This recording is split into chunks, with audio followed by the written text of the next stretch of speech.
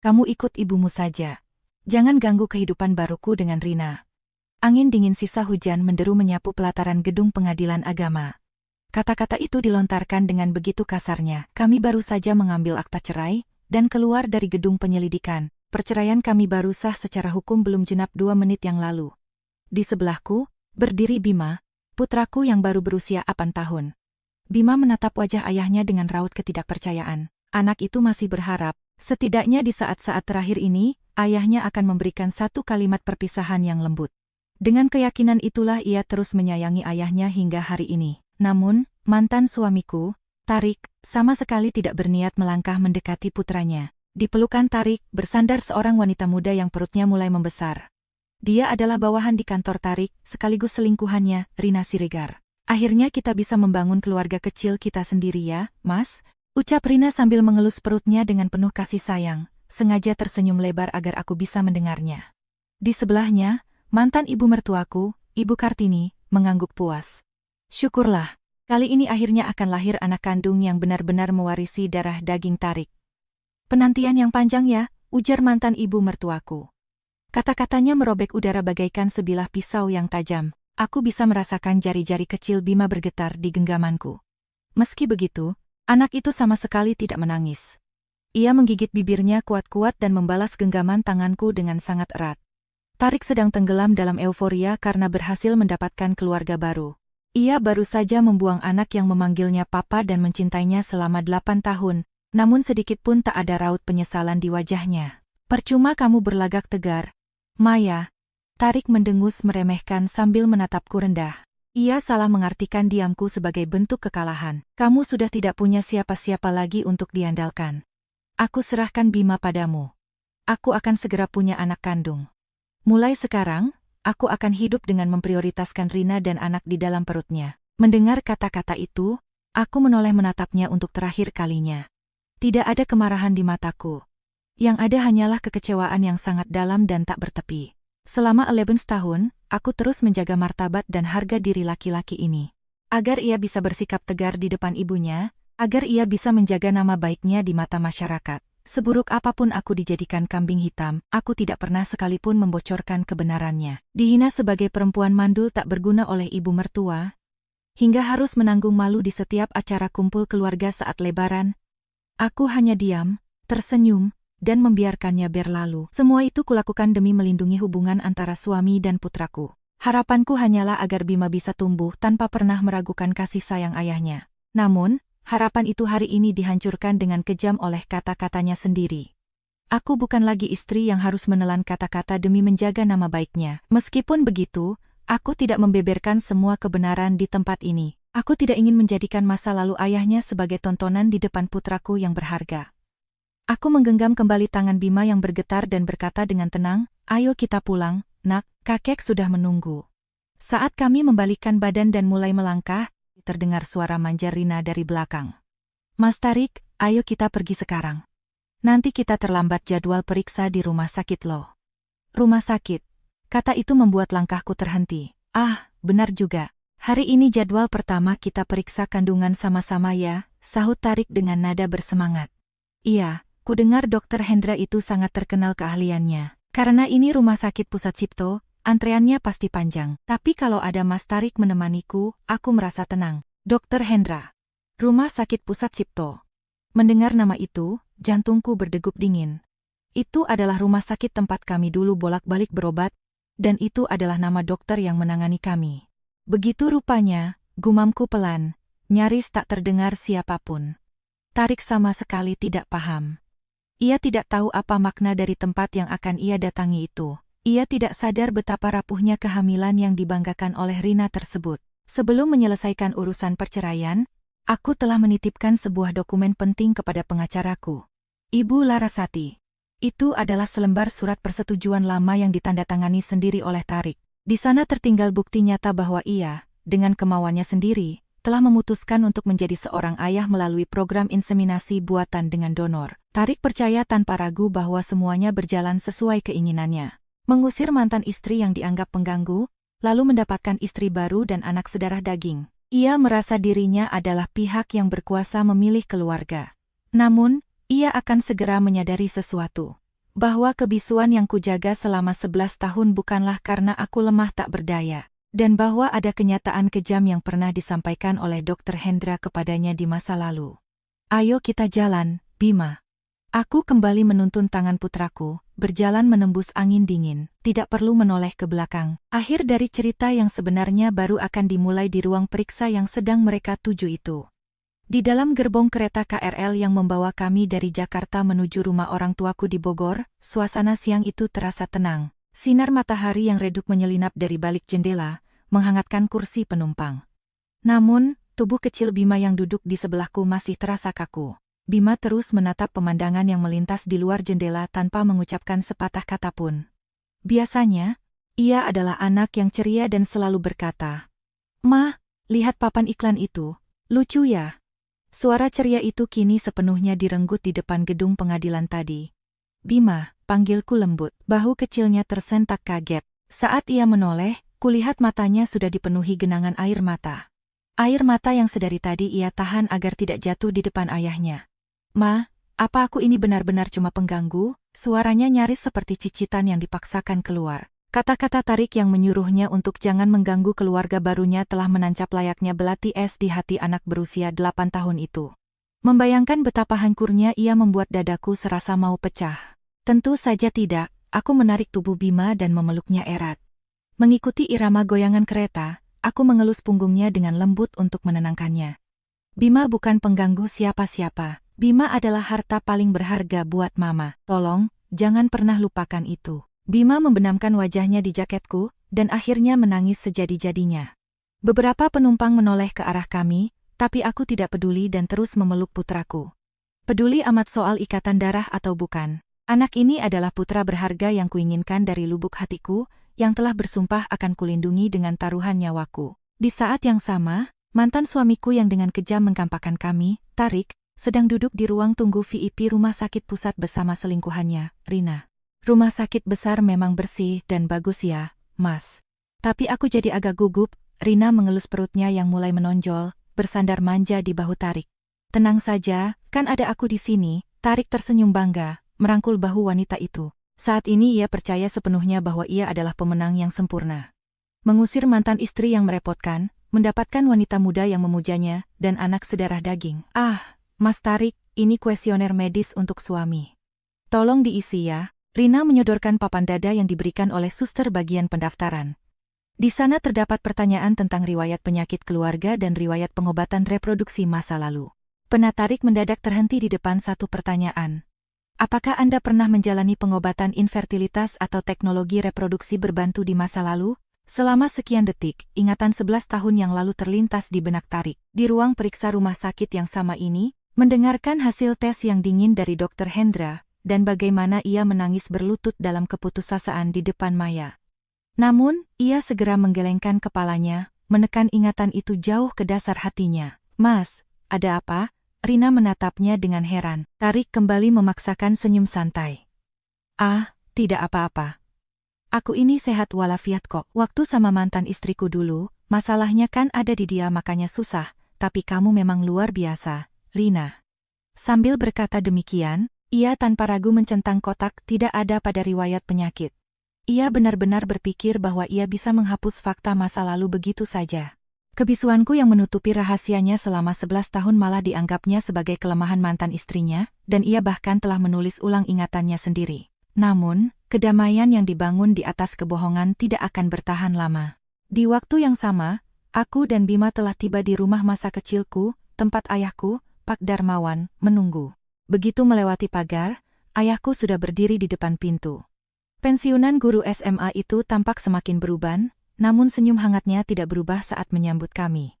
"Selamat datang kembali, Maya. Bima juga, ayo masuk, kami pulang kek." Ayahku tidak bertanya apa-apa. Ia hanya mengusap lembut kepala Bima dengan tangannya yang besar dan membawakan barang-barang kami. Begitu masuk ke dalam rumah, udara yang hangat menyelimuti kami. Ketegangan di wajah Bima perlahan tampak mereda. Saat Bima sedang beristirahat meminum teh manis hangat, ponselku berdering.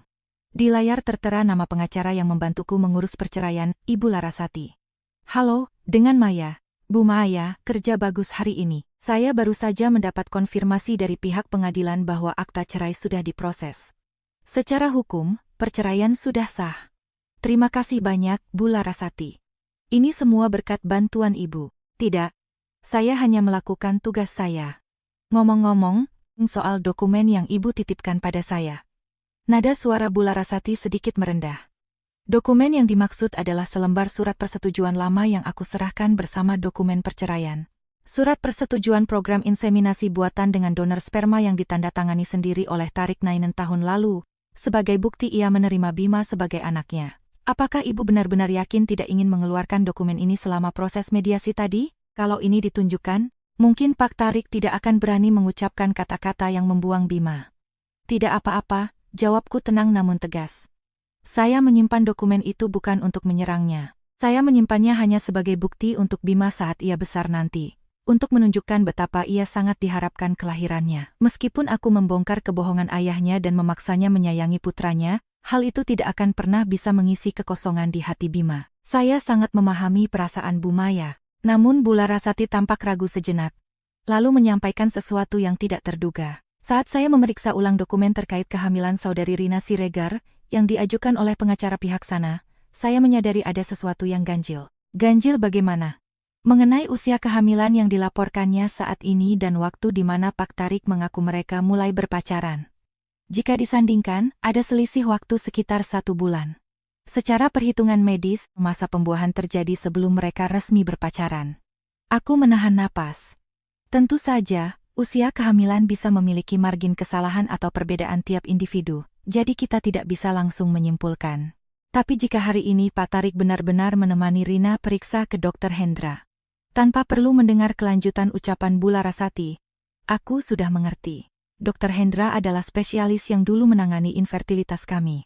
Ia memegang rekam medis yang merupakan catatan mutlak. Sehebat apapun Tarik menyembunyikan masa lalunya, fakta medis dan kontradiksi lini masa kehamilan itu tak bisa dimanipulasi.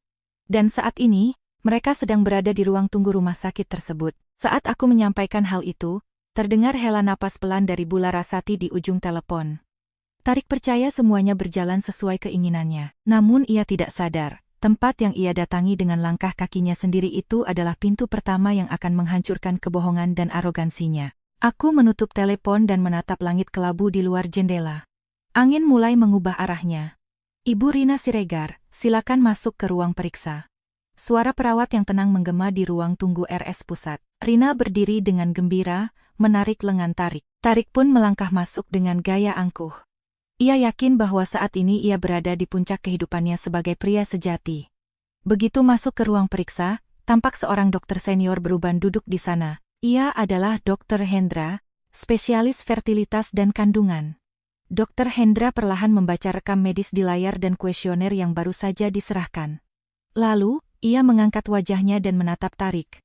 Bapak Tarik, ya? Sepertinya Bapak pernah berobat ke klinik kami sebelumnya. Pertanyaan tenang itu membuat Tarik mengangkat bahu tipis dan menyunggingkan senyum sombong. Ah, dulu pernah menemani mantan istri saya untuk pengobatan infertilitas. Tapi kali ini untuk periksa kandungan calon istri saya yang baru, Rina. Karena saya sendiri sama sekali tidak ada masalah, jadi sudah lama saya tidak kemari. Tarik menggenggam tangan Rina, berbicara dengan penuh percaya diri. Rina pun menatap Dr. Hendra dengan bangga, namun ekspresi Dr. Hendra sama sekali tidak berubah. Ia mempertahankan tatapan dingin khas seorang profesional medis dan menunjuk kuesioner di mejanya. Berdasarkan laporan Ibu Rina, saat ini usia kandungan sudah memasuki minggu ke-16, benar, iya, dok. Kami baru pacaran 3 bulan, tapi kami merasa sangat beruntung bisa langsung dikaruniai anak ini, jawab Rina dengan raut bahagia. Pena Dr. Hendra terhenti seketika. Hening yang aneh menyelimuti ruang periksa selama beberapa detik. Dr. Hendra menatap bergantian antara layar komputer dan kuesioner, memilih kata-katanya dengan hati-hati. Berpacaran selama 3 bulan. Namun, kehamilan 16 minggu itu setara dengan sekitar 4 bulan. Secara perhitungan, perkiraan waktu pembuahan terjadi sebelum kalian berdua mulai berpacaran. Mengenai hal ini, senyum Rina seketika menegang. Itu, sebelumnya kami sudah sering curhat, hubungan kami agak, Melihat Rina yang mendadak terbata-bata, kening Tarik berkerut. Rina, Bukankah kamu bilang sebelum jadian denganku kamu masih susah putus dari mantanmu dan kalian sering ribut? Kamu bilang kita baru melakukan hubungan itu setelah kamu benar-benar putus darinya, kan? Iya, Mas. Tapi kan, hitungan usia kehamilan dokter bisa saja meleset sedikit, iya kan dok? Rina panik, memeluk lengan Tarik dan tertawa canggung menutupi kegugupannya. Melihat kepanikan Rina, Tarik menghentikan rasa penasarannya. Baginya, pura-pura tidak melihat kenyataan yang merugikan dirinya adalah keahlian utamanya. Dokter, selisih sedikit itu biasa, kan? Pokoknya tolong USG dan perlihatkan anak kami yang sehat itu, ucap Tarik mencoba memotong pembicaraan. Namun Dokter Hendra menggeleng pelan. Dalam dunia medis, perhitungan usia kandungan yang akurat sangat penting demi keselamatan ibu dan janin. Dan ada satu hal lagi yang harus saya pastikan. Dokter Hendra menunjuk bagian riwayat pengobatan reproduksi masa lalu dengan pulpennya. Bapak Tarik, Anda mengisi tidak ada di sini. Namun untuk mengetahui urutan waktu kehamilan ini secara akurat dan memberikan tindakan yang tepat, saya perlu memastikan kesesuaiannya dengan rekam medis Bapak yang lama. Sudah kubilang, aku ini sehat walafiat, masalahnya dulu cuma ada di mantan istriku. Nada suara Tarik mulai bercampur emosi. Namun, Dokter Hendra tidak mundur sedikit pun. Catatan masa lalu tidak bisa dibuka tanpa persetujuan dari Bapak Tarik sendiri, meskipun kepada pasangan Anda saat ini. Namun, sebagai konfirmasi fakta yang dibutuhkan untuk diagnosis hari ini, apakah Bapak bersedia memberikan persetujuan agar kami bisa membuka rekam medis Bapak dari 11 tahun yang lalu yang masih tersimpan di rumah sakit ini? Udara di ruang periksa menjadi sangat tegang, keringat dingin mulai merembes di dahi Tarik. Ingatan 11 tahun lalu seolah merayap keluar bagaikan lumpur hitam dari dasar hatinya. Namun, jika ia menolak persetujuan di sini, Rina yang ada di sebelahnya pasti akan curiga. Mas Tarik, kalau dokter bilang begitu, suruh periksa saja. Toh kalau Mas tidak punya masalah, tidak ada yang perlu disembunyikan, kan? Ucapan polos Rina sepenuhnya menutup jalan keluar Tarik. Gengsi sebagai laki-laki dan arogansi untuk tetap terlihat sebagai pemenang sempurna telah merenggut kewarasannya. Baiklah, silakan dicek.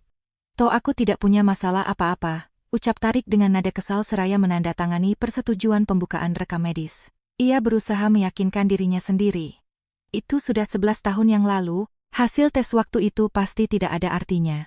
Di waktu yang sama, di rumah orang tuaku di Bogor, saat aku sedang memandangi wajah tidur Bima, ponselku bergetar oleh notifikasi yang kurang ajar. Di layar, muncul pesan dari mantan ibu mertuaku, Kartini. Maya, aku tidak akan membiarkan anakku membayar sepeser pun untuk harta gonogini atau nafkah anak. Ini semua salahmu karena jadi perempuan mandul yang tidak bisa memberi pewaris. Kami bersyukur karena kamu membawa pergi anak yang tidak ada ikatan darah itu. Mulai sekarang aku akan menyambut Rina sebagai menantu sejatiku. Jangan pernah berani berhubungan dengan keluarga kami lagi. Membaca deretan kata-kata kasar itu, aku tidak merasa marah, melainkan merasa sangat kasihan.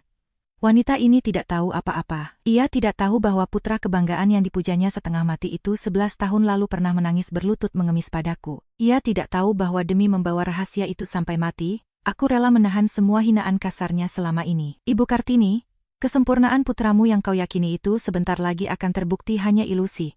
Bisikku dalam hati pada entah siapa. Di atas meja, terdapat fotokopi dokumen dari kantor pengacara Bu Larasati.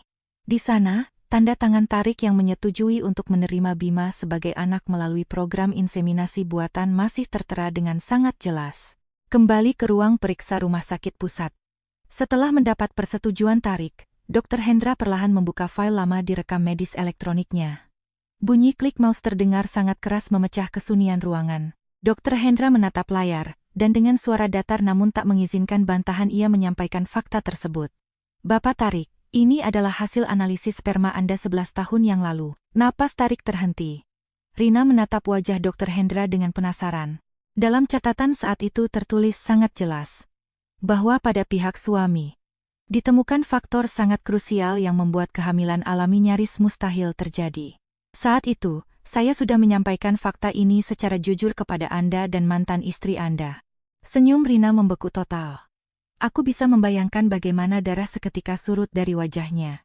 Tunggu sebentar, maksudnya apa ini, dok? Tanya Rina dengan suara gemetar. Namun Dr. Hendra tidak mengalihkan pandangannya dari Tarik. Saya tidak mengatakan bahwa kemungkinannya nol mutlak. Namun, jika fakta medis ini disandingkan dengan usia kehamilan yang sangat tidak wajar yang kita bahas tadi, ini bukanlah situasi di mana kalian bisa bergembira dengan santai. Tarik duduk kaku di kursinya, tak mampu mengeluarkan sepatah kata pun. Kebohongan besar yang ia sembunyikan mati-matian selama 11 tahun, yang selalu ia lemparkan kesalahannya padaku, kini runtuh berkeping-keping oleh bukti mutlak berupa rekam medis objektif. Omong kosong. Katatan itu pasti salah. Kesunyian ruang periksa pecah oleh teriakan Tarik. Ia melompat dari kursinya dan menatap tajam Dr. Hendra. Kepanikan Tuet Fong karena harga diri kelelakiannya hancur lebur membuatnya kehilangan seluruh akal sehat. Itu tes 11 tahun lalu kan, tidak ada hubungannya dengan diriku yang sekarang.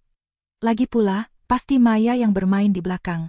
Dia memalsukan rekam medis ini untuk balas dendam padaku. Tarik mulai melontarkan alasan yang sangat tidak masuk akal. Ia sama sekali tidak mau mengakui fakta bahwa dirinya lah penyebab kemandulan itu. Dr. Hendra menatap dingin ke arah Tarik yang mengamuk. Memalsukan rekam medis adalah hal yang mustahil. Saat itu, Anda mendengar sendiri hasilnya dengan telinga Anda sendiri. Lalu Anda menyetujui rencana tindakan medisnya, dan Anda sendiri yang menandatangani dokumen persetujuannya, bukan? Kata-kata teguh Dr. Hendra membuat Tarik tercekat. Di sebelahnya, Rina menatap Tarik dengan pandangan seolah melihat hal yang mustahil. Kepercayaan diri wanita itu telah lenyap tak berbekas. Mas Tarik, bohong kan? Mas bilang Mas tidak ada masalah. Mas bilang mantan istrimu yang bermasalah. Mas bilang begitu kan? Suara Rina melengking histeris. Ia sendiri juga menyembunyikan rahasia fatal yang tak boleh terbongkar. Tunggu dulu. Kalau begitu, anak di perutku ini anak siapa? Ucapan Rina yang keceplosan itu membuat wajah Tarik seketika merah padam karena amarah.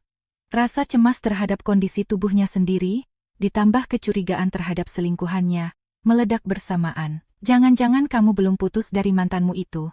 Kamu mau menipuku dan menumbalkan anak orang lain padaku. Ruang periksa dalam sekejap berubah menjadi arena pertengkaran yang menjijikkan. Dr. Hendra menghela napas panjang dan berkata dengan suara sedingin es. Ini rumah sakit. Anda mengganggu pasien lain.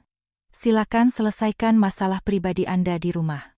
Rapikan fakta-faktanya sebelum jadwal pemeriksaan berikutnya. Diusir dari ruang periksa, Tarik gemetar menahan marah. Ia berusaha melemparkan semua kesalahan dan rasa malunya ini padaku. Sambil berjalan di lorong rumah sakit, ia menelponku. Di ruang tengah rumah orang tuaku, ponselku bergetar. Layar menunjukkan nama Tarik. Setelah memastikan Bima ada di ruangan lain, aku menekan tombol jawab dengan tenang. Bersamaan dengan itu, aku menekan tombol rekam percakapan. Halo, kamu menjebakku ya?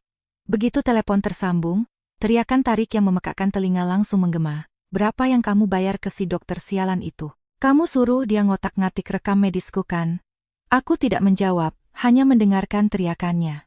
Perempuan cacat yang tidak bisa hamil sepertimu, mau mencoba menghancurkan hidup baruku hah? 11 tahun lalu juga sama. Semua karena kamu yang memberiku stres. Ini semua salahmu, dasar pembawa sial. Kata-kata kasarnya menginjak-injak pengorbananku selama 11 tahun. Namun, makiannya semakin menjadi-jadi. Bima juga sama. Entah dari benih laki-laki mana dia berasal. Anak menjijikkan seperti itu bukan anakku. Untung aku cerai, rasanya lega.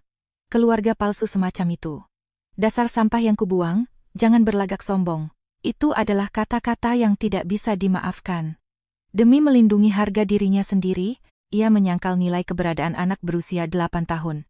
Aku berusaha keras menahan tanganku yang mulai gemetar karena marah. Semakin ia berteriak, rekaman ini akan semakin menjadi bukti yang mematikan. Sebagai bukti kekerasan verbal dan pelecehan emosional terhadap anak. Sudah selesaikah bicaranya? Suaraku yang sedingin es membuat Tarik seketika bungkam sesaat. Aku tidak melakukan apa-apa. Rekam medis itu adalah fakta. Anda mendengarkan sendiri hasilnya, Anda menangis memohon di ruang periksa, tolong jangan pernah beritahu ibu. Janji itu telah kujaga selama 11 tahun. Terdengar suara napas Tarik yang terengah-engah dari seberang telepon. Berisik, urusan masa lalu seperti itu sudah kulupakan. Aku akan punya keluarga baru. Di perut Rina ada bayi yang mewarisi darahku. Beda dari pecundang seperti kalian. Mendengar ia masih berkata seperti itu, aku malah merasa kasihan padanya. Oh, jadi Anda masih benar-benar percaya soal itu? Soal ketidaksesuaian usia kehamilan Rina dengan masa pacaran kalian. Apa Dr. Hendra tidak memberitahunya tadi? Seketika, udara di seberang telepon membeku sepenuhnya. Kenapa? Kenapa kamu bisa tahu? Pengacara saya menyadarinya dari dokumen yang diserahkan pihak Anda. Tarik, Anda membuang saya dan Bima, demi melindungi diri sendiri dan demi ilusi ikatan darah palsu. Tapi coba pikirkan, apa yang sebenarnya Anda dapatkan? Merasa tertusuk tepat di titik lemahnya. Tarik berteriak panik. Jangan macam-macam kamu. Jangan pernah ngomong macam-macam ke ibuku. Kalau kamu berani membocorkan masa laluku, aku akan menuntutmu atas pencemaran nama baik. Aku tidak akan bayar sepeser pun untuk harta Gonogini atau nafkah anak. Aku menarik napas perlahan dan berkata dengan tegas. Saya tidak akan bilang apa-apa pada Ibu Kartini. Fakta yang sebenarnya akan terungkap oleh tindakan Anda sendiri. Aku menutup telepon setelah mengatakan itu. Di ponselku tersimpan data rekaman berdurasi 6 menit. Bukti abadi saat ia menghinaku dan memanggil Bima dengan sebutan sampah. Ia pikir ia sedang mengancamku. Ia pikir kalau ia tidak mau bayar nafkah anak, aku hanya bisa menangis pasrah. Namun ia melakukan kesalahan fatal. Ia tidak sadar betapa mematikannya daya hancur rekaman ini untuk proses hukum nanti. Dan bagaimana kebohongan yang ia buat untuk melindungi diri malah mencekik lehernya sendiri. Aku menatap layar yang menyimpan file bernama Rekaman Ancaman. Cerita ini baru saja dimulai. Seberapa banyak pun ia mencoba berbohong, bukti objektif sudah mulai terkumpul. Ayo cepat cap jempol di sini. Ini belas kasihan terakhir dariku untuk keluarga pencuri yang sudah menipu rumah tangga kami selama 11 tahun. Bersamaan dengan suara dingin itu, sebuah amplop coklat tebal dilemparkan ke atas meja. Kejadian ini terjadi pada hari Minggu, tepat setelah sarapan pagi yang tenang di rumah ayahku usai. Yang menekan bel pintu dengan kasar dan mendobrak masuk tak lain adalah Tarik dan mantan ibu mertuaku, Kartini. Tanpa menunjukkan sopan santun layaknya tamu, mereka langsung masuk begitu saja. Ibu Kartini menatapku dengan sorot mata merendahkan, seolah melihat kotoran.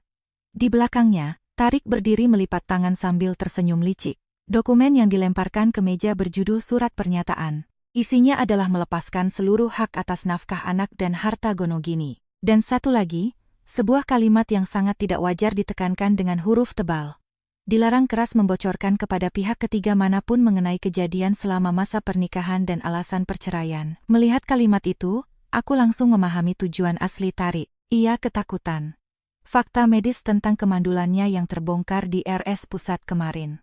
Ia sangat takut hal itu diketahui oleh orang-orang di sekitarnya, terutama oleh ibunya yang kini sedang berdiri bangga di sebelahnya. Ibu Kartini, kalau saya bicara yang sebenarnya tentang surat ini. Diam kamu. Kartini membentak histeris. Memotong ucapanku. Dasar perempuan mandul tak berguna. Hinaan Kartini tanpa ampun mengiris hatiku. Kamu yang barang cacat sudah jadi parasit menempel pada Tarik yang sempurna selama 11 tahun. Harusnya kami yang menuntut ganti rugi. Rina sekarang sedang mengandung darah daging asli Tarik. Harganya beda jauh dengan perempuan cacat sepertimu. Aku menatap lekat-lekat wajah Ibu Kartini. Dia benar-benar tidak tahu apa-apa. Ia tidak tahu apa yang terjadi di ruang periksa kemarin, bagaimana Dr. Hendra menampar Tarik dengan hasil tes sperma masa lalu, dan betapa tidak masuk akalnya usia kehamilan Rina secara medis. Tarik menyembunyikan kebenaran dari ibunya, dan malah menjadikan ketidaktahuan serta mulut kasar ibunya sebagai tameng untuk menyerangku. Betapa pengecut dan menyedihkannya laki-laki ini, membohongi ibunya sendiri dan menyalahkanku demi melindungi posisinya. Hei Maya, dengar kata ibu. Tarik melangkah maju dan berbisik rendah di telingaku. Wajahnya memancarkan senyum menjijikkan yang bercampur antara kepanikan dan niat jahat. Kalau kamu tidak mau tanda tangan surat ini, aku punya cara lain. SD tempat Bima pindah sekolah sudah ditentukan kan? Aku bisa lo menyebarkannya ke tetangga dan komite orang tua murid di sana. Aku akan beritahu mereka kalau anak itu bukan anak yang lahir alami. Bahwa dia adalah barang palsu menjijikan yang tidak mewarisi darahku. Mendengar ancaman itu, seluruh darah di tubuhku membeku, keringat dingin mengalir di punggungku. Saat ini, Bima sedang menyiapkan perlengkapan sekolah di kamar belakang. Jika kata-kata penuh kedengkian itu sampai ke telinganya, aku merasakan ketakutan yang hebat untuk pertama kalinya. Seberapapun aku dicaci, aku tidak akan merasa sakit hati. Tapi Tarik menjadikan kehidupan baru Bima, tempatnya bersosialisasi, sebagai sandera. Jika rumor seperti itu disebarkan di komunitas kecil, anak itu pasti akan dikucilkan. Ia menyerang titik kelemahanku yang paling ingin kulindungi dengan cara yang paling kejam. Melihat wajahku yang pucat pasi, Tarik mendengus seolah yakin akan kemenangannya. Kalau paham, cepat tanda tangan. Kamu sudah tidak bisa menang melawanku. Hiduplah dalam bayang-bayang seumur hidupmu. Saat pena disodorkan dan aku nyaris menghela napas Tuyet Fong, ayahku, Pak Darmawan, yang sedari tadi berdiri diam di sudut dinding, perlahan melangkah maju. Sebagai seorang pensiunan guru, ia tidak berteriak atau kehilangan ketenangan. Dengan suara yang dalam dan tenang, ia menatap lurus ke mata Tarik. Kamu sungguh tidak punya rasa malu sebagai seorang ayah. Satu kalimat itu membuat Tarik tersentak. Apa katamu? Tidak peduli soal ikatan darah, kamu sudah membesarkan anak itu selama 8 tahun.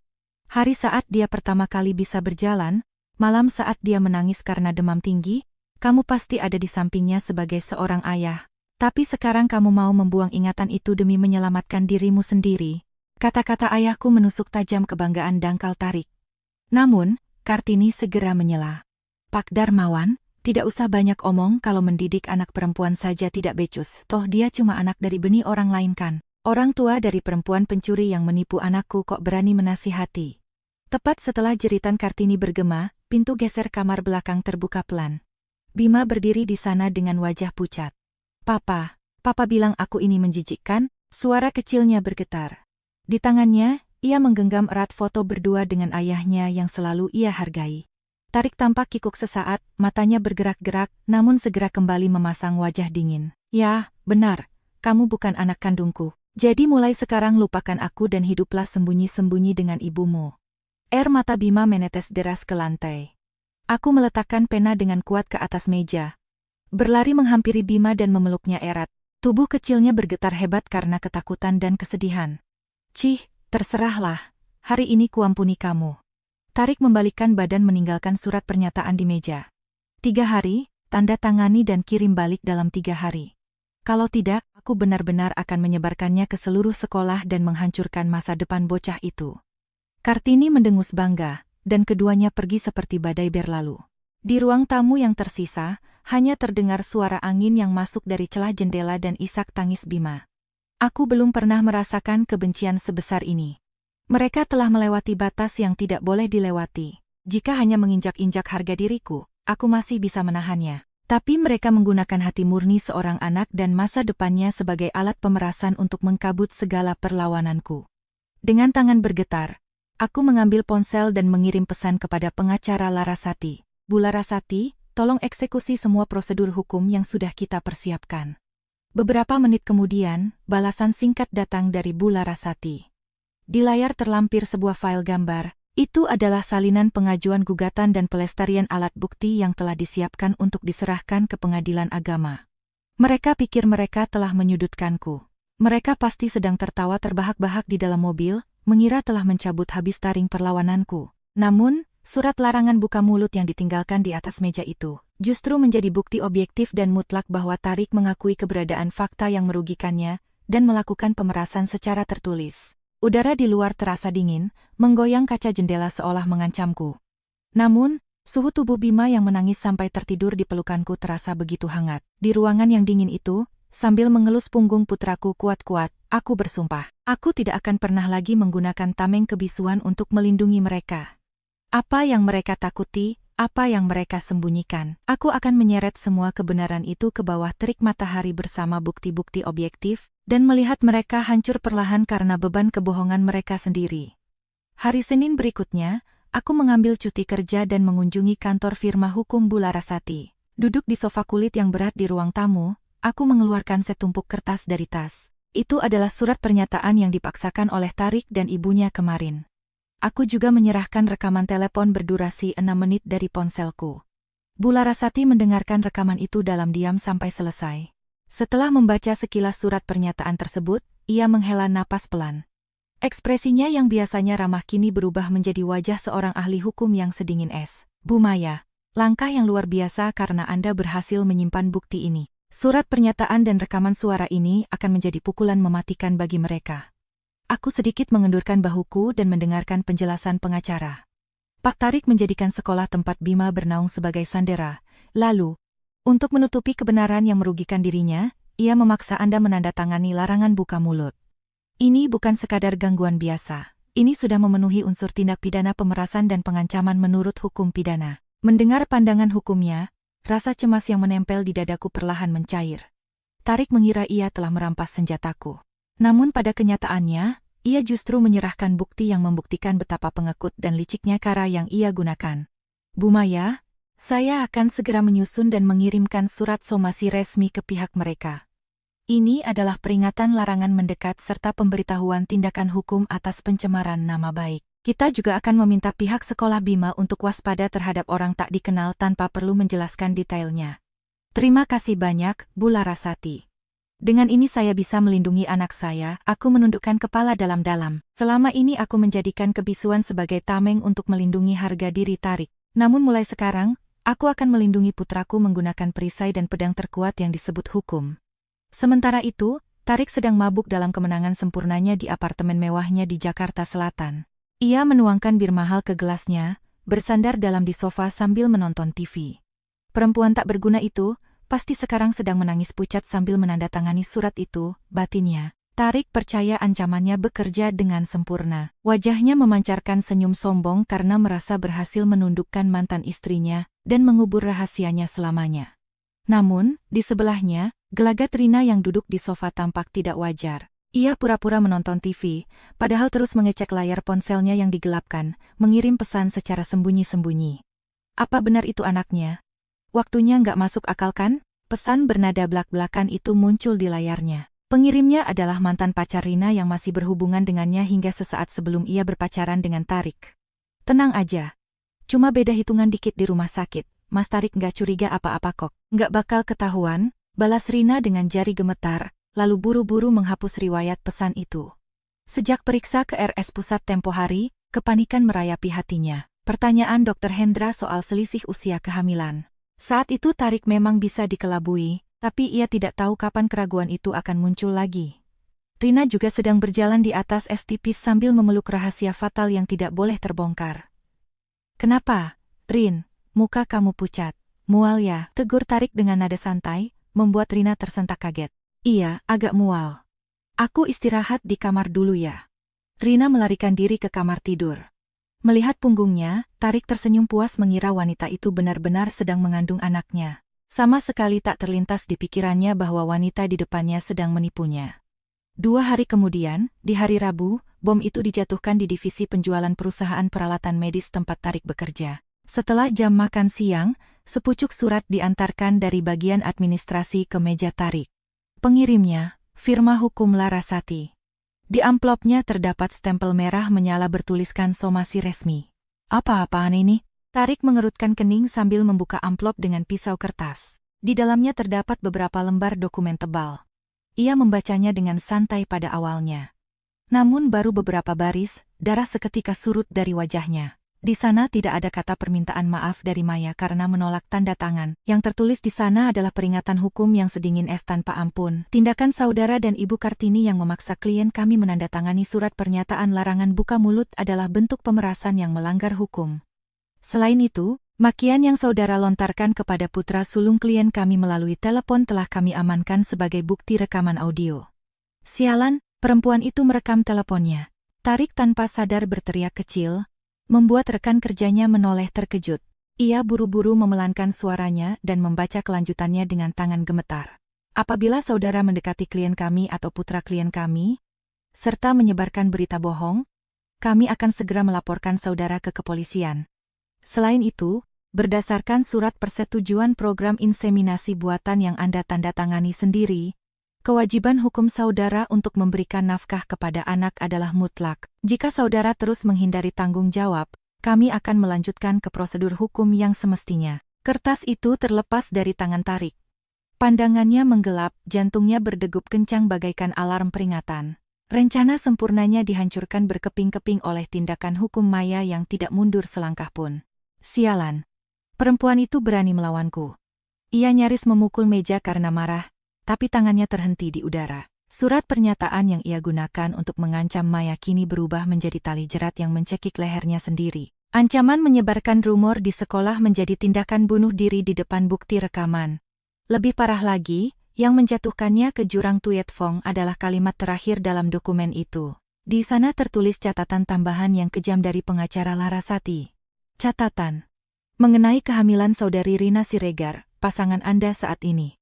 Investigasi kami menemukan kejanggalan medis yang sangat fatal terkait lini masa kehamilan tersebut. Demi kebaikan Anda sendiri, kami sangat menyarankan Anda untuk memeriksa fakta tersebut dengan kepala dingin.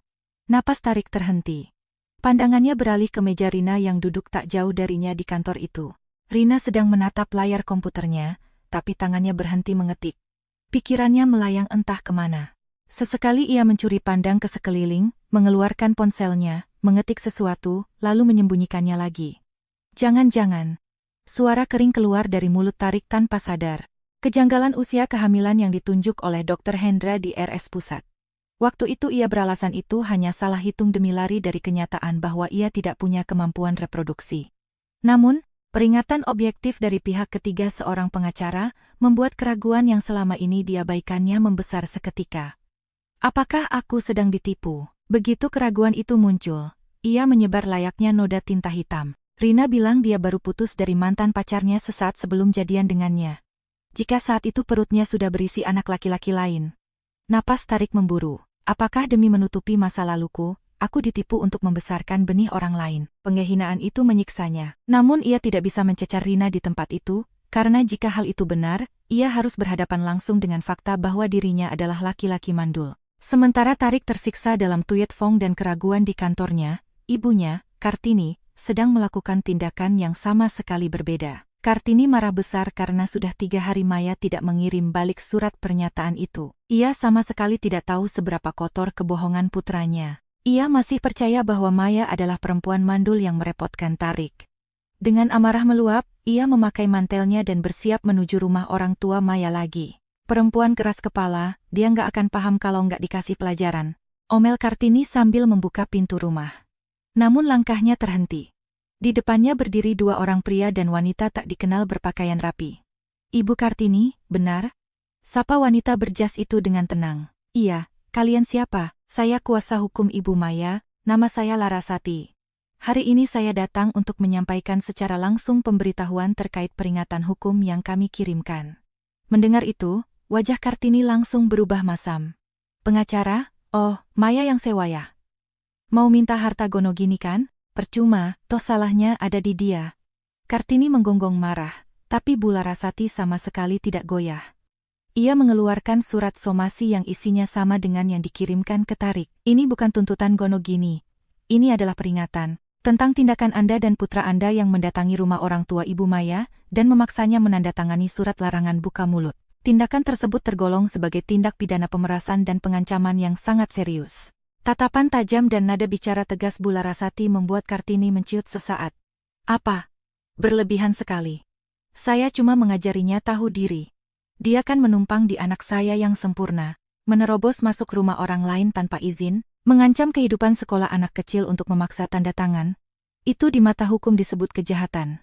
Ibu Maya telah merekam seluruh percakapan saat itu dan menyimpannya sebagai bukti. Wajah Kartini berubah pucat. Rekaman, perempuan itu, licik sekali. Siapa yang licik di sini? Jika Anda berani mendekati Bu Maya atau Bima lagi, atau menyebarkan kebohongan di lingkungan mereka, kami akan langsung melapor ke polisi dan meminta perintah perlindungan dari pengadilan. Ini peringatan terakhir. Bu Larasati mendesakkan dokumen itu ke tangan Kartini, berbicara dengan sangat dingin. Tangan Kartini bergetar memegang kertas itu, tak bisa membalas sepatah kata pun. Ia yang mengira memegang kendali penuh, untuk pertama kalinya menyadari ketidakberdayaannya di hadapan kekuatan hukum absolut. Namun keputusasaan Kartini yang sebenarnya belum berakhir. Satu hal lagi yang perlu saya sampaikan, ucap Bu Larasati yang berbalik sebelum pergi. Anda sepertinya percaya bahwa Bu Maya adalah penyebab kemandulan. Tentu saja. Makanya 11 tahun lalu dia harus bersusah payah mengambil Bima sebagai anak angkat. Melihat Kartini membentak, Bu Larasati menatapnya dengan rasa kasihan. Anda tidak tahu kebenaran 11 tahun lalu ya? Mengapa Bu Maya membisu sampai hari ini? Tolong tanyakan sendiri alasannya pada putra Anda. Oh ya, soal bayi di kandungan Ibu Rina yang Anda yakini sebagai cucu kandung Anda itu. Sebaiknya Anda segera memastikan kebenarannya. Kalau begitu, saya permisi. Bu Larasati pergi begitu saja, meninggalkan Kartini yang berdiri mematung di depan pintu. Kepalanya dilanda kepanikan. Apa maksud ucapan pengacara itu? Tarik yang bermasalah? Anak di perut Rina bagaimana? Dengan tangan bergetar, Kartini menelepon Tarik. Namun berapa kali pun ditelepon, Tarik tidak menjawab. Malam itu, Tarik sudah menunggu Rina pulang di ruang tamu apartemen. Lampu ruangan dimatikan. Di dalam ruangan yang remang-remang itu, Tarik duduk tenggelam di sofa. Aku pulang. Ho, kok nggak dinyalain lampunya? Saat Rina hendak menekan sakelar, suara rendah Tarik bergema. Hei, suara yang dingin itu membuat Rina tersentak ketakutan. Sini HP-mu. Tarik berdiri dan menyodorkan tangannya ke depan wajah Rina. Kenapa? Kasih kataku. Bentakan Tarik membuat Rina mundur ketakutan. Jangan. Privasi dong, privasi? Seharian ini kamu curi-curi waktu buat chatan sama orang lain kan? Tarik merebut paksa tas Rina, merogoh dan mengeluarkan ponselnya. Rina menjerit mencoba menghentikannya, tapi Tarik mendorongnya hingga terjatuh. Layar ponsel itu terkunci, tapi Tarik memasukkan tanggal lahir Rina dan kuncinya terbuka. Ia langsung membuka aplikasi pesan. Di sana tertinggal percakapan mesum dengan mantan pacar yang lupa dihapus Rina. Gimana periksa hari ini? Nggak ketahuan soal waktunya kan? Aman. Udah aku alihin. Dia kan punya masalah sendiri jadi nggak berani nanya macem-macem. Bagus deh. Yah, biarpun itu anakku.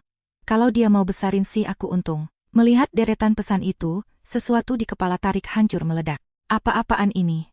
Suaranya sedingin es yang melampaui batas amarah. Rina yang duduk terduduk di lantai wajahnya pucat pasi sambil gemetar. Rina, anak di perutmu ini anak siapa? Tarik membanting ponsel itu ke lantai hingga hancur berkeping-keping. Rina menutup telinganya dan menangis keras. Maafkan aku hilaf. Perasaanku padamu beneran kok. Nanti pas anak ini lahir kita besarkan berdua aja ya. Ucapan egois itu sama sekali tidak menyentuh hati Tarik, malah berubah menjadi rasa mual yang luar biasa, mencekik dadanya kuat-kuat. Tarik menatap dingin wanita penipu di bawahnya dengan ekspresi kosong. Kemasi barangmu sekarang juga dan pergi dari sini. Jangan pernah tunjukkan wajahmu lagi di depanku. Tarik membalikkan badan menuju kamar tidur. Rina masih menangis histeris, namun karena sadar sudah tak ada harapan, terdengar suara gerasak-gerusuk mengemasi barang, disusul bantingan pintu depan yang keras. Keheningan kembali menyelimuti ruangan. Tarik duduk di tepi ranjang. Udara kamar yang tanpa penghangat itu terasa membekukan tulang. Ia memegang kepalanya dengan kedua tangan, meringkuk di dalam kegelapan. Ingatan beberapa hari lalu saat ia sedang di atas angin karena merasa akan membangun keluarga baru.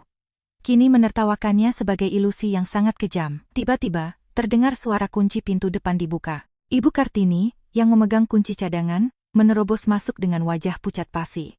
Tarik, kamu di mana? Coba jelaskan apa maksudnya ini. Kartini masuk tanpa melepas sepatunya, membuka pintu kamar tidur dengan kasar. Melihat putranya terduduk di kegelapan, Kartini tersentak. Namun, rasa malu karena ditegur Bula Rasati tadi siang membakar kembali amarahnya. Tadi kulihat Rina bawa barang banyak pergi dari sini. Terus, hari ini pengacaranya Maya datang ke rumah. Mengancam mau lapor polisi. Apa yang kamu sembunyikan dari ibu? Hah, apa maksud omongan pengacara itu? Cecaran Kartini melewati batas kesabaran Tarik. Ia mendadak berdiri dan meraung layaknya binatang buas ke arah ibunya. Diam. Semuanya sudah hancur. Teriakan mengerikan itu membuat Kartini tersentak ketakutan. Ia belum pernah dibentak oleh putranya sekeras itu. Mata Tarik merah padam, wajahnya terdistorsi oleh Tuyet Fong. Anak di perut Rina bukan anakku, itu anak mantan pacarnya. Aku cuma dimanfaatkan dan ditipu oleh perempuan itu. Darah surut dari wajah Kartini.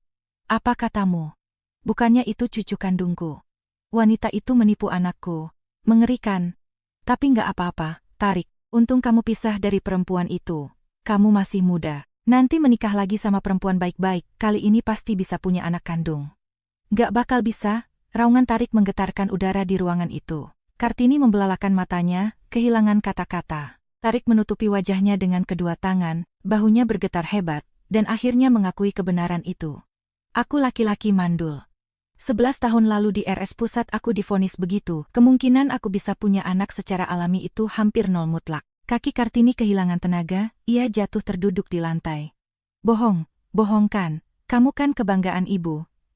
Lalu Maya, bukan dia penyebabnya, aku yang memohon pada Maya, tolong jangan pernah bilang ke ibuku. Aku menangis berlutut di ruang periksa hari itu. Maya melindungi harga diriku dengan diam selama 12 tahun.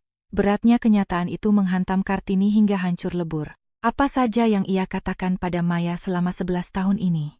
Perempuan mandul tak berguna, parasit yang menempel pada anakku. Semua kata-kata itu seharusnya ditujukan pada putra kesayangannya sendiri. Maya tak pernah membalas meski dihina secara tidak masuk akal. Ia hanya tersenyum diam, melindungi Tarik dan menjaga nama baik keluarga. Kartini menutupi wajahnya dengan tangan gemetar, mengerang pelan. Apa yang sudah kulakukan? Tarik pun jatuh berlutut di lantai. Ia ingin lari dari kenyataan kemandulannya. Karena itulah ia dengan gembira melompat pada kebohongan Rina yang hamil anak orang lain. Dan demi menutupi kelemahan aslinya, ia menyakiti Maya dan membuang Bima. Jangan ganggu keluarga baruku, ucapannya sendiri pada putra 8 tahunnya di depan pengadilan bergema kembali di telinganya. Meski tak ada ikatan darah, Bima mencintainya sebagai seorang ayah. Ia sendiri yang membuang cinta tanpa syarat itu ke tempat sampah. Di dalam ruangan gelap dan dingin itu, hanya terdengar isak tangis penyesalan yang terlambat dari 2 orang yang hancur. Keesokan paginya, berlawanan dengan malam kelam Tarik, rumah orang tuaku disambut dengan cahaya pagi yang hangat. Aroma harum soto ayam buatan ayahku menguar dari dapur. Di ruang tengah, Bima berdiri dengan tas ransel barunya, wajahnya tampak sedikit malu-malu. "Ma, gimana? Aneh nggak?" "Sama sekali nggak aneh. Kamu keren banget loh, Bima." Aku mengusap rambutnya dengan lembut. Urusan pindah sekolah barunya sudah beres. Masih ada sedikit raut cemas di wajahnya, namun ia berusaha melangkah maju. "Nah, sarapan sudah siap. Makan yang banyak biar semangat sekolahnya." Ayahku tersenyum mengenakan selemek. Bima mengangguk dengan penuh semangat. Meja makan yang hangat inilah yang ingin kulindungi dengan segala cara. Bukan hubungan yang dibangun dari kebohongan dan gengsi, melainkan wujud keluarga sejati yang saling menyayangi. Setelah selesai merapikan meja, ponselku berdering. Telepon dari Bu Larasati. "Halo, dengan Maya." "Selamat pagi, Bu Maya. Baru saja Pak Tarik menghubungi kantor saya."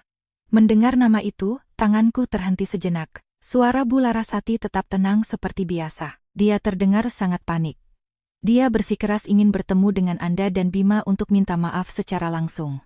Katanya, dia sudah putus dengan Rina Siregar." Aku menghela napas pelan, situasinya berakhir persis seperti dugaanku.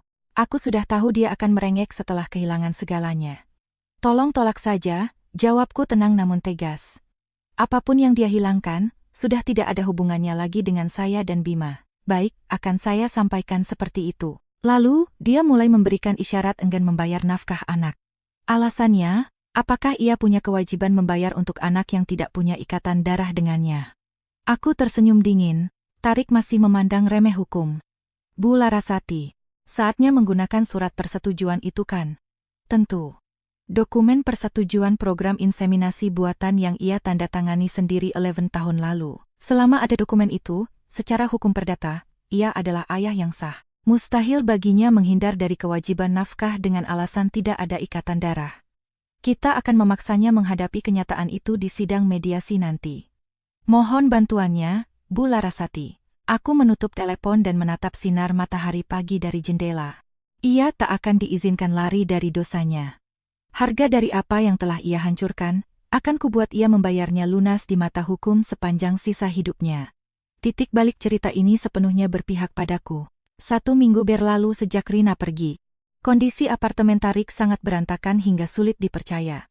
Kotak bekas bento minimarket dan kaleng bir kosong berserakan di meja. Tirai tertutup rapat, udara ruangan terasa pengap. Lalu datanglah sepucuk surat tebal. Pengirimnya, Pengadilan Agama. Melihat dokumen resmi bertuliskan panggilan sidang mediasi, tangan Tarik gemetar membukanya. Di dalamnya berisi tuntutan tak kenal ampun dari pihak Maya. Perhitungan teliti atas pembagian harta gono gini, tuntutan ganti rugi imaterial uang mutah, iddah, atas kekerasan verbal, dan biaya nafkah anak yang layak sampai Bima lulus sarjana. Total nominalnya jauh melebihi seluruh tabungan yang Tarik miliki saat ini. Omong kosong, kenapa aku harus bayar sebanyak ini? Tarik menatap tajam surat itu dengan mata merah. Ganti rugi masih masuk akal, tapi kenapa ia harus terus membayar nafkah untuk anak yang bukan sedarah daging dengannya? Ketidakadilan, menurutnya, itu menyulut kembali kemarahannya. Ia menarik tabletnya dari meja yang berantakan, mengetikkan kata kunci. "Cerai, anak bukan kandung, batal bayar nafkah." Ia membaca beberapa artikel, hingga matanya terhenti pada satu kolom hukum. Jika tes DNA membuktikan probabilitas 0%, maka hubungan ayah anak bisa dibatalkan secara hukum. Dalam kasus ini, kewajiban nafkah gugur. Melihat kalimat itu, senyum miring muncul di wajah Tarik. Ia merasa menemukan secercah cahaya di ujung terowongan gelap. "Ini dia, kalau pakai ini aku pasti menang." Tarik tertawa gila. Bima adalah anak yang lahir dari program reproduksi berbantu dengan donor pihak ketiga. Jika tes DNA dilakukan, sudah 100% pasti tidak ada ikatan biologis. Dengan begitu, statusnya sebagai ayah sah akan gugur, dan ia bisa lepas dari tanggung jawab. Rasakan itu Maya, aku nggak akan bayar sepeser pun. Ia yakin telah menemukan jalan keluar jenius dan bernapas lega. Ia benar-benar mengabaikan fakta bahwa ia sendiri yang menandatangani persetujuan menjadi ayah di masa lalu. Ia hanya bisa mempertahankan harga dirinya dengan bergantung pada skenario pembalikan keadaan yang sangat dangkal ini. Sementara itu, ibunya, Kartini, sedang merayap di dasar keputusasaan. Ia dengan kakinya sendiri mendatangi pintu firma hukum Larasati. Tolonglah, Bu pengacara, izinkan saya bertemu Maya. Kartini yang dipersilakan masuk ke ruang tamu bahkan tidak duduk di sofa mewah, melainkan menundukkan kepalanya dalam-dalam di depan Bu Larasati. Sikap sombongnya saat mendobrak masuk rumah tempo hari sudah lenyap tak berbekas. Matanya bengkak merah, rambutnya sedikit berantakan. Izinkan saya minta maaf langsung padanya. Saya benar-benar tidak tahu kalau anak itu merahasiakannya dari saya selama 11 tahun. Suara Kartini bergetar. Namun Bu Larasati menatapnya dengan dingin, menyortir dokumen di tangannya tanpa terbawa emosi. Niat permintaan maaf Anda sudah saya catat. Namun Ibu Maya maupun Bima menolak segala bentuk pertemuan langsung dengan pihak Anda. Tapi, Bima itu satu-satunya cucu saya. Kartini menutupi wajahnya dan mengerang. Mengetahui putranya tidak bisa punya anak alami, Bima kini adalah satu-satunya cucu di dunia ini baginya. Meski tak ada ikatan darah, anak laki-laki manis yang memanggilnya nenek selama 8 tahun. Saya rindu anak itu. Saya sudah mengatakan hal mengerikan padanya. Saya ingin menarik kembali ucapan saya. Air mata penyesalan menetes ke meja. Iluai cucu kandung telah menghancurkan ikatan keluarga asli yang ada di depan matanya. Dosa itu mencekik dada Kartini tanpa ampun. Namun kata-kata Bu Larasati sangat dingin dan birokratis. Ibu Kartini, meskipun Anda ingin menarik kembali makian Anda, luka di hati Bima tidak akan hilang. Ibu Maya menempatkan keamanan psikologis anaknya sebagai prioritas utama. Jika Anda mencoba menghubungi lagi, kami akan mengambil tindakan hukum berupa perintah larangan mendekat. Silakan pulang. Kartini jatuh berlutut dan menangis keras. Ia tak punya hak lagi untuk kembali ke tempat aman setelah menghancurkan sendiri perisai yang melindunginya. Hukuman terberat yang ia dapatkan adalah kesepian abadi. Sore di hari yang sama, suasana di pekarangan rumah orang tuaku terasa damai. Di bawah sinar matahari yang hangat, ayahku dan Bima sedang berkebun. Kek, bibit ini ditanam begini ya? Iya, supaya akarnya mencengkeram tanah dengan kuat. Kalau rajin disiram tiap hari, pasti tomatnya bakal enak. Melihat mereka berdua tertawa dengan tangan berlumur tanah, aku memandang dari beranda dengan tenang. Senyum Bima mulai kembali ceria beberapa hari ini. Ia dengan gembira bercerita sudah punya teman baru di sekolah barunya. Tempat di mana anak ini bisa bilang aku pulang dengan aman, akan kulindungi apapun yang terjadi. Saat itu, ponsel di saku celemekku berdering. Telepon dari Bu Larasati. Halo, Bu Maya. Baru saja pengacara pihak Pak Tarik menghubungi kami. Dia mengajukan permohonan sebelum sidang mediasi. Permohonan apa? Tanyaku santai tanpa mengalihkan pandangan dari Bima. Pak Tarik menuntut tes DNA dengan Bima. Mendengar itu, aku tanpa sadar tertawa kecil. Bukannya marah, aku malah merasa takjub dengan betapa bodohnya dia. Tes DNA ya? Cara melarikan diri yang sangat khas dirinya. Dia mau membuktikan tidak ada hubungan darah untuk membatalkan status ayah dan lari dari kewajiban nafkah kan? Sepertinya dia yakin betul bisa membalikkan keadaan dengan cara itu. Terdengar nada geli dalam suara Bu Larasati. Tarik benar-benar berpikir trik sinetron murahan seperti itu bisa mempan. Bu Larasati, kita punya senjata itu kan? Tentu. Asli surat persetujuan medis yang ia tanda tangani sendiri 11 tahun lalu. Serta kesaksian Dr. Hendra yang sudah kami persiapkan. Dalam hukum Indonesia, jika suami telah menyetujui program inseminasi buatan, bayi tabung dengan donor, ia tak bisa membatalkan status keayahannya di kemudian hari hanya dengan alasan tidak ada ikatan darah. Semakin dia ngotot minta tes DNA, semakin surat persetujuan itu akan mencekik lehernya sendiri. Lalu apa jawaban ibu ke pengacaranya? Saya tolak mentah-mentah. Saya bilang, mari kita selesaikan semuanya di sidang mediasi dengan bukti objektif. Terima kasih, mohon bantuannya. Aku menutup telepon dan menatap putraku yang tertawa di bawah langit biru. Tarik pasti sekarang sedang merasa lega karena merasa menemukan jalan keluar. Namun tali yang ia pegang bukanlah tali penyelamat, melainkan pelatuk yang akan menghancurkan dirinya sendiri secara total. Hari di mana ia dipaksa melihat kebenaran di pengadilan agama sudah di depan mata. Ruang tunggu pengadilan agama terasa menyesakan. Cahaya lampu neon putih menerangi lantai ubin yang mengkilap. Hari ini adalah sidang mediasi pertama antara aku dan Tarik. Aku duduk tenang bersama Bu Larasati di ruang tunggu penggugat. Di pangkuanku terdapat setumpuk dokumen bukti yang sempurna. Aku tak gugup sama sekali. Yang ada hanyalah tekad yang tenang untuk memutuskan masa lalu dan melindungi masa depan putraku. Di lantai lain, Tarik duduk di ruang tunggu tergugat, menggoyang-goyangkan kakinya dengan gelisah. Di sebelahnya duduk pengacara muda yang mungkin disewanya secara terburu-buru. Wajah Tarik memancarkan kepanikan yang ditutupi rasa percaya diri yang aneh. "Pak pengacara, tolong tegas soal yang satu itu ya," bisik Tarik mengingatkan pengacaranya. "Pihak sana nuntut uang ganti rugi sama nafkah anak yang gak masuk akal. Tapi saya nggak punya kewajiban bayar. Anak itu bukan darah daging saya. Kalau tes DNA dilakukan, saya pasti menang." Ia berpegang teguh pada pengetahuan internet dangkalnya, yakin akan menang mutlak. Tak lama, nama mereka dipanggil masuk ke ruang mediasi. Di sana duduk dua orang hakim mediator yang berpengalaman. Tarik duduk menyandar angkuh di kursinya. "Bapak, Ibu Hakim Mediator. Hari ini ada hal yang harus saya perjelas." Tarik memotong sebelum hakim berbicara. "Pihak sana menuntut nafkah anak, tapi saya tidak punya kewajiban membayar. Karena anak bernama Bima itu bukan anak kandung saya sangat menuntut tes DNA. Karena tidak ada hubungan darah, status ayah anak batal demi hukum." Tarik berseru bangga. Ini akhirnya, para hakim pasti kaget dan menolak tuntutan tidak adil itu, pikirnya. Namun, suasana ruang mediasi sama sekali tidak bergerak ke arah dugaannya. Hakim mediator pria paruh baya itu malah menghela napas dalam-dalam. "Pak Tarik, pihak penggugat sudah memberitahu kami bahwa Anda akan membicarakan hal ini." Senyum Tarik langsung luntur. Hakim mediator wanita mengeluarkan selembar dokumen dari tumpukan map tebal. "Itu ada bukti telak yang kami serahkan sebelumnya." Hakim itu menggeser dokumen tersebut ke depan Tarik. "Pak Tarik, silakan lihat ini. Ini salinan dokumen persetujuan yang Anda tanda tangani sendiri dengan kehendak bebas Anda 11 tahun lalu." "Benar?" Tarik menunduk menatap dokumen itu dengan kening berkerut. Detik berikutnya, jantungnya berdegup kencang seolah mau melompat keluar. Di bagian judul tertulis jelas.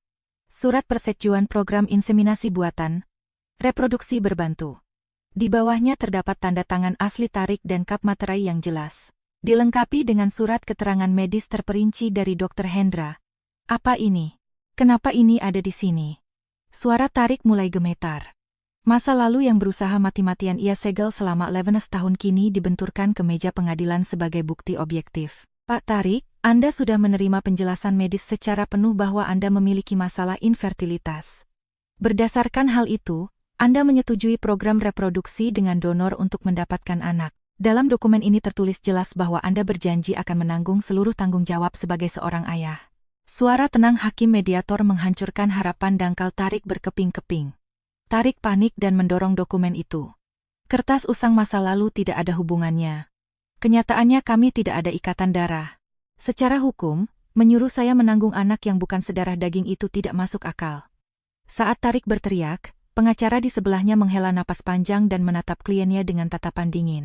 "Pak Tarik, apa yang disampaikan Yang Mulia Hakim itu benar. Hukum perdata dan jurisprudensi Mahkamah Agung sudah memiliki standar yang jelas. Terhadap anak yang lahir dari program reproduksi buatan yang telah disetujui suami tersebut sama sekali tidak diizinkan untuk menyangkal status anak di kemudian hari dengan alasan tes DNA."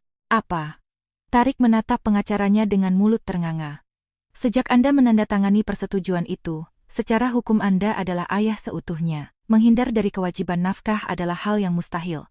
Malah, kalau Anda terus mengingkari tanda tangan Anda sendiri dan menyangkal anak Anda di pengadilan, kesan Anda akan menjadi sangat buruk di mata hukum." Vonis kejam dari pengacaranya sendiri, Tarik merasa seolah kepalanya dipukul dengan palu godam. Ia jatuh merosot ke kursinya. Darah surut dari wajahnya, pandangannya berkunang-kunang.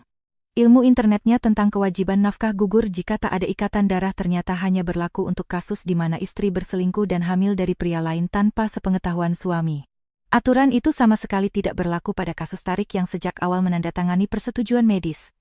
Skenario kemenangannya salah total. Bohong. Selama ini aku berbohong pada diriku sendiri. Bukankah pihak Anda yang terus membohongi diri sendiri? Hakim pria memperingatkan dengan tegas. Ibu Maya menyimpan dokumen ini dengan sangat baik. Bukan untuk menyerang Anda, tapi sebagai jimat agar kelak putranya tahu betapa ia sangat diharapkan kelahirannya. Tapi Anda malah membuang anak Anda demi melindungi diri Anda sendiri. Ruang mediasi diselimuti keheningan yang sedingin es. Di telinga Tarik, hanya terdengar suara napasnya sendiri yang memburu. Keringat dingin menetes di dahinya, lututnya gemetar hebat. Ia akhirnya menyadari betapa tajamnya pedang yang ia arahkan pada dirinya sendiri. Kebisuanku selama 11 tahun bukanlah kelemahan.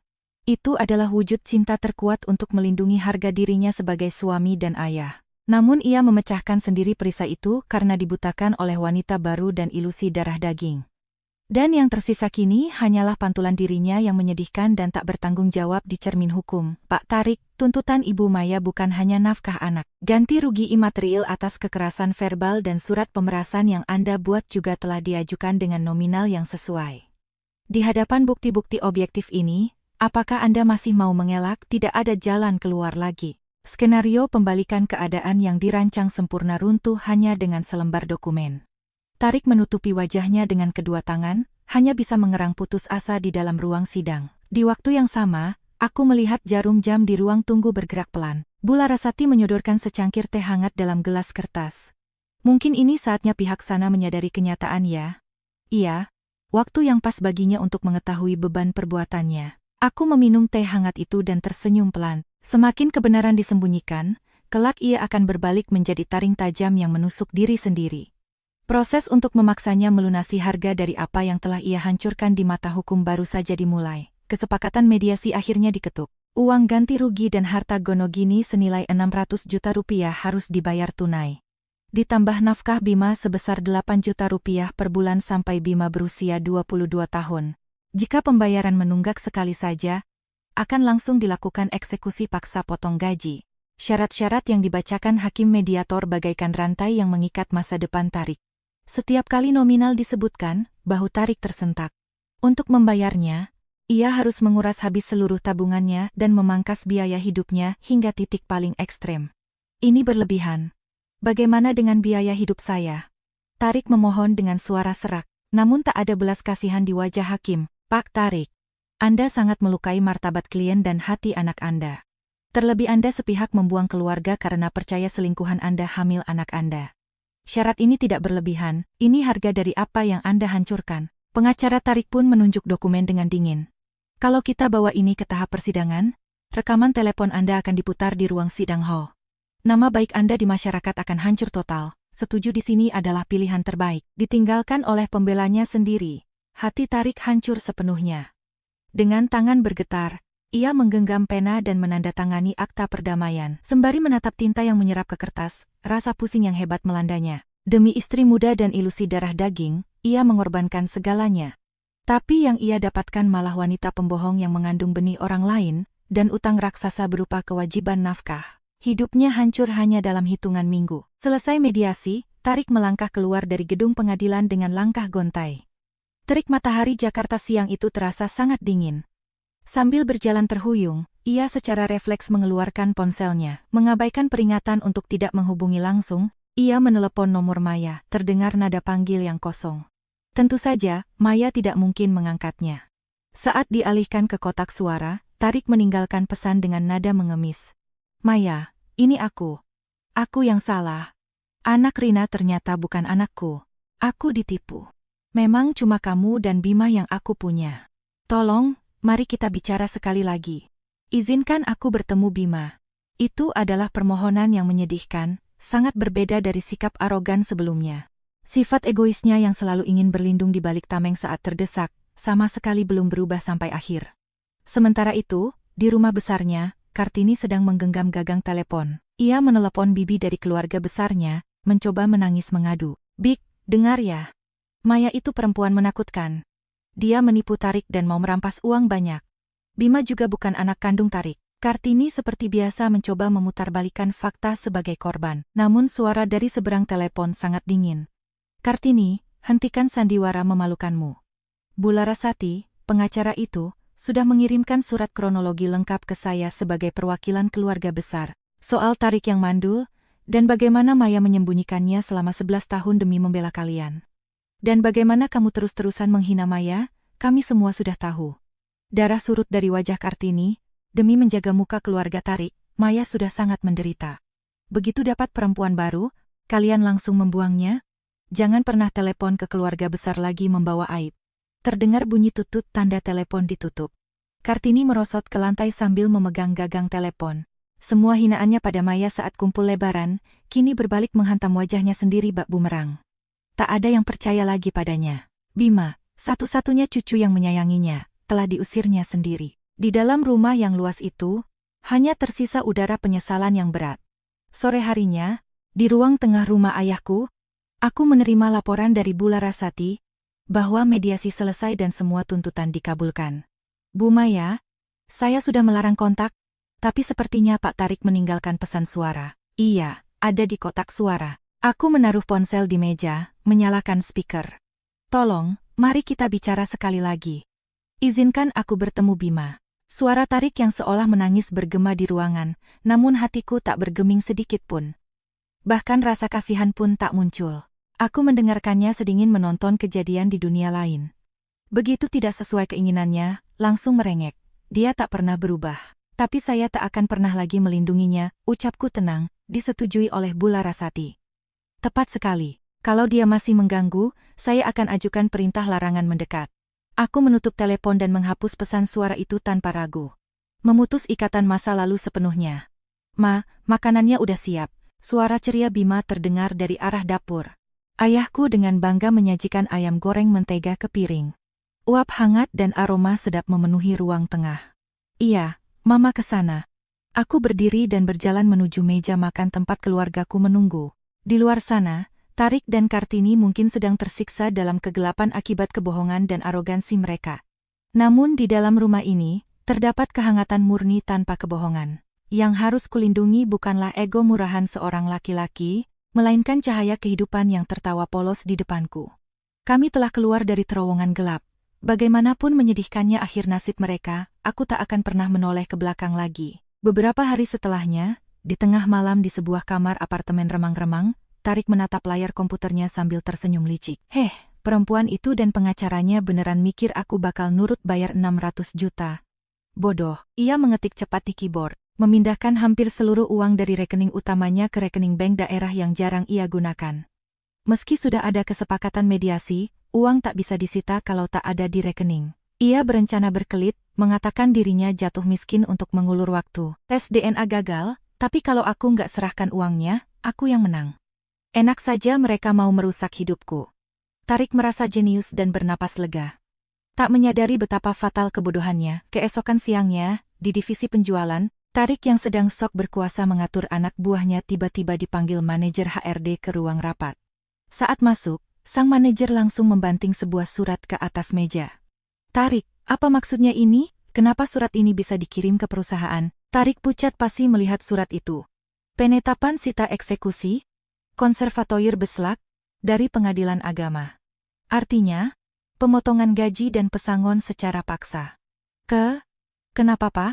Jadwal bayar bulan pertama saja belum jatuh tempo. Karena kemarin malam kamu ketahuan mindahin uang tunai dalam jumlah besar ke rekening lain. Pengacara mantan istrimu sudah membaca risiko penyembunyian aset. Mata Bu Larasati bukan pajangan. Mengetahui tabiat licik Tarik, ia diam-diam menyelidiki seluruh rekening Tarik dan menyiapkan sita jaminan. Rekening bank daerah yang Tarik sembunyikan pun sudah dibekukan. Kamu bukan cuma cerai karena selingkuh, tapi mau ngemplang nafkah anak. HRD menatapnya penuh jijik. Rumor perselingkuhan Tarik dan Rina yang menghebohkan sudah menyebar luas di kantor sejak Rina dipecat. Perusahaan kita sangat ketat soal integritas. Kami tidak bisa mempertahankan pegawai berstatus sita eksekusi di posisi supervisor penjualan. Mulai besok, kamu pindah bagian manajemen stok di gudang belakang. Karir Tarik hancur di detik itu juga. Gajinya dipotong drastis, ditambah potongan paksa nafkah anak dari kantor. Sisa gajinya bahkan tak akan cukup untuk membayar sewa apartemen mewahnya. 2 minggu kemudian, di malam hari musim hujan yang lembab dan dingin, Tarik terpaksa pindah ke kos-kosan murah berdinding kayu di pinggiran Depok yang usianya sudah puluhan tahun. Di kamar berukuran 3x3 meter itu, dindingnya tipis hingga suara truk dari jalanan terdengar jelas. AC-nya nyaris mati, kamarnya bau apak. Ia meringkuk kedinginan di bawah lampu bohlam redup, menyeruput mie instan murah di dalam gelas plastik. Di sela-sela kardus pindahan, matanya tak sengaja melihat selembar kertas gambar yang menyembul keluar. Ia menariknya. Itu adalah gambar 3 orang dengan krayon. Di tengah, wajah seorang pria yang tersenyum lebar. Di bawahnya tertulis dengan huruf acak-acakan. Untuk papa paling hebat sedunia. Itu hadiah hari ayah dari Bima saat ia masih TK. Melihat gambar itu, dinding pertahanan di dada Tarik runtuh total. Ia akhirnya menyadari kenyataan paling pahit. Ia selama ini berpikir dirinya adalah pihak yang memilih dan memberi makan keluarga. Memberi tumpangan pada istri cacat dengan hati mulianya. Makanya ia pikir ia bisa menggantinya kapan saja. Namun kebenarannya terbalik, dirinya lah yang cacat. Alasan ia bisa mempertahankan harga dirinya yang kosong itu adalah karena Maya rela memakan lumpur untuk melindunginya selama 11 tahun. Ia bisa berdiri sebagai sosok ayah, bukan karena ikatan darah, melainkan karena Bima mencintainya tanpa syarat. Yang membuatnya terlihat seperti pria sempurna adalah Maya dan Bima yang dengan kejam ia buang. Betapa bodohnya aku. Tangan yang memegang mie instan bergetar, gelas plastiknya jatuh tumpah ke lantai. Tarik memeluk gambar itu ke dadanya dan menangis terseduh-seduh. Obsesi sakitnya pada ikatan darah, egoisme dangkalnya. Semua itu ternyata hampa dan tak berharga. Saat ini tak ada yang tersisa di tangannya. Di tengah dingin dan kesepian ini, tak ada lagi yang menghangatkannya. Ia baru sadar betapa beruntung dan dicintainya ia, tepat setelah ia kehilangan semuanya selamanya. Di malam yang sama, ruang keluarga orang tuaku diterangi cahaya oranye yang hangat. Suara hujan deras di luar sama sekali tak mengganggu kami. Di atas meja, terdapat semangkuk besar sayur sop hangat buatan ayahku. Bima bercerita dengan ceria, mulutnya belepotan kuah sop. Terus ya Ma, tadi di pelajaran prakarya, aku bikin roket sama teman baru. Wah hebat Bima, nanti perlihatkan ke Mama ya. Iya. Ke kakek juga. Ayahku mengusap kepala Bima sambil tersenyum. Melihat pemandangan itu, aku merasa sangat lega. Ikatan darah hanyalah hal kecil. Makan bersama, tertawa menceritakan hari, saling menyayangi. Tumpukan kecil itulah yang menciptakan ikatan keluarga sejati. Aku dan Bima sudah sepenuhnya terbebas dari kutukan masa lalu. Keesokan sorenya, saat hujan mulai reda dan sinar matahari sore menyelinap keluar, aku sedang berjalan pulang dari minimarket dekat taman rumah ayahku di Bandung. Tiba-tiba aku merasa diawasi dan berhenti melangkah. Dari balik pohon di pintu masuk taman, seorang pria kurus kering menatapku. Jasnya kusut, rambut berantakan, wajahnya kehilangan semangat hidup. Mas Tarik, gumamku pelan. Mendengar suaraku, bahunya tersentak, dan ia menatapku dengan mata memelas seperti anjing buangan. Ia pasti merangkak sejauh ini setelah kehilangan segalanya demi mencari sisa kehangatan masa lalu. Namun di hatiku, tak ada setetes pun rasa kasihan yang tersisa. Aku melangkah ke arahnya dengan tegas. Ini adalah penyelesaian terakhir dari karma 11 tahun kami. Pria arogan yang dulu merendahkanku, kini gemetar kedinginan. Sepatunya penuh lumpur, tak ada lagi sisa kebanggaannya. Maya. Panggilnya dengan suara serak. Sedang apa Anda di sini? Bukankah Bu Larasati sudah memperingatkan soal larangan mendekat? Suaraku sangat dingin. Tarik menciut, menatapku memelas. Ku mohon Maya, biarkan aku lihat muka Bima sebentar saja. Aku waktu itu sedang gila. Aku ditipu Rina. Ternyata anak itu bukan anakku. Keluarga asliku cuma kamu dan Bima. Aku baru sadar. Ia merangkai alasan menyedihkan sambil menggosok-gosokkan kedua tangannya. Betapa egois. Ia hanya mau mencari tempat aman saat keadaannya sedang hancur. Mas Tarik, apakah Anda sadar betapa kejamnya perbuatan Anda? Aku sadar, aku salah. Padahal kamu sudah simpan rahasia ini 11 tahun. Saya tidak bicara soal saya. Aku memotong omongannya tajam. Hari saat kita cerai. Apa yang Anda katakan pada putra yang selama 8 tahun memanggilmu papa dan menyayangimu? Napas Tarik tercekat. Wajahnya kembali pucat. Anda bilang, kamu ikut ibumu saja, jangan ganggu kehidupan baruku. Anda ingat? Itu karena aku lagi bingung waktu itu. Bohong. Anda merasa jadi pemenang. Merasa bisa punya anak darah daging sendiri. Makanya anak yang bukan darah daging tak lagi berguna. Anda membuang hati Bima ke tempat sampah. Kata-kataku menusuk dadanya bagai belati mes. Tarik mundur selangkah. Tetapi aku kan ayahnya.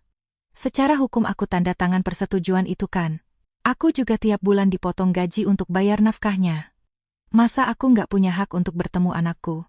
Sekarang ia malah memohon pada dokumen dan hukum yang dulu mati-matian ia tolak. Benar-benar pria yang dangkal. Menandatangani kertas tidak membuatmu otomatis jadi ayah. Aku melangkah maju, menatapnya tanpa ruang untuk lari. Yang menyatukan orang tua dan anak bukanlah golongan darah atau kertas, melainkan tanggung jawab untuk terus menggenggam tangannya sejak hari ia memanggilmu ayah.